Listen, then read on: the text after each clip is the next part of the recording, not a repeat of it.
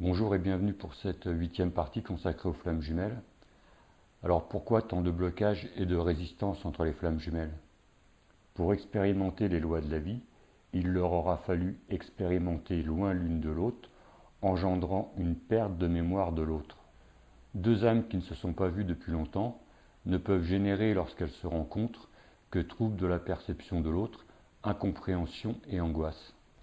Ne pouvant en effet ni expliquer la force du lien qui les unit, ni s'attacher à ce qu'elles connaissent des relations classiques, et ni totalement sur la mémoire de la source qui ne pourra s'effectuer véritablement et totalement qu'après leur rupture. Quel est cet amour que je ressens sur le plan vibratoire comme jamais, en ayant la sensation de déjà connu, et qui m'est pourtant étranger? Encore un de ces paradoxes qui va permettre à la rupture de se réaliser. Notre flamme jumelle, c'est littéralement l'autre moitié de notre âme. Les flammes jumelles sont complémentaires à l'image du yin et du yang. Il ne s'agit donc pas d'opposer, malgré les résistances qui s'opèrent dans les premiers cycles de leur rencontre. Ainsi, si votre âme est pure, et ça ne peut que l'être si vous avez retrouvé votre jumelle, rassurez-vous, malgré les déséquilibres, incompréhensions et tensions, votre jumelle, elle aussi, est alimentée et en quête de faire partager et fusionner cette pureté. Et malgré les incompréhensions et les tensions, vous n'êtes pas non plus des êtres déséquilibrés, vous êtes juste en train de vivre une histoire hors du commun qui ne correspond en rien à tout ce que vous avez vécu auparavant. Même si les âmes jumelles n'ont pas vraiment besoin de parler pour se sentir à l'aise l'une avec l'autre, des troubles de la communication de plus en plus importants vont apparaître.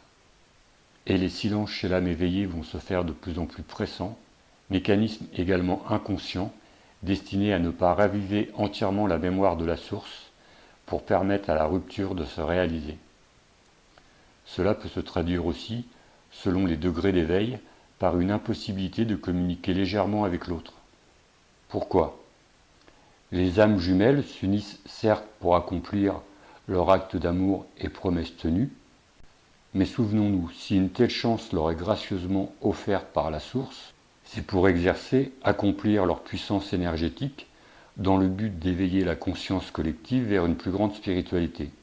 Élément qui peut être perçu consciemment ou inconsciemment par une des deux âmes, qui sera alors dans une certaine incapacité d'échanger légèrement avec sa flamme. Les égos de chacun amplifient, ils sont prêts à entrer en collision. Les premiers sentiments de rejet de l'autre et de certains traits de sa personnalité apparaissent. Les deux êtres se referment progressivement et plus fortement l'une et l'autre. La reconnaissance de l'autre tout juste amorcée s'éloigne. Il ne devient que chagrin et souffrance. Les dualités créent désenchantement, tension et angoisse. Elles prennent le pas sur leur foi de leur retrouvaille. La rupture n'est plus très loin.